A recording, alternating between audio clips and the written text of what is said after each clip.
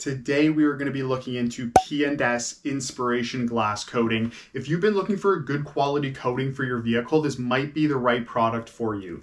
We're going to go ahead and take a look at some of the benefits, but before that, this is just going to be the first part. We're going to be doing a part 2 of the actual DIY application of this, and I'm going to show you how you can apply this at home yourself.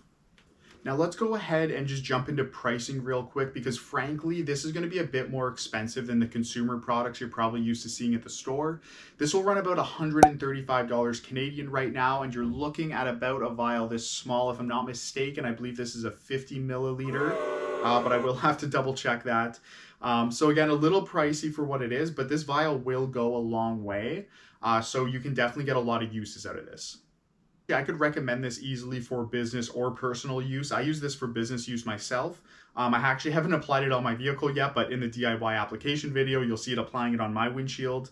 But because this vial goes so long, you can apply this on your entire vehicle. It doesn't just have to be your windshield. You go ahead and do your side glass, back glass, sunroof if you have one. My favorite part is that it's not a cheap oily coating like you get out of something like Aquapel. And not to say that something like Aquapel or Rain-X doesn't work to a degree, but it's not technically a hard glass coating. At the end of the day, it's a really easy coating to apply, and that's why I'm going to show you guys how to do it as well. Just to give you guys an idea of what really comes in the box, you're getting the applicator microfiber pad, the 50 milliliter, again, I'll have to double check, but I think 50 milliliter vial, and then these little stickers, which again, I think is technically for business use, you won't really need them, but you kind of have everything you need to start aside from microfibers and what you're actually going to use to clean the windshield, which I'll be going over in the other video as well.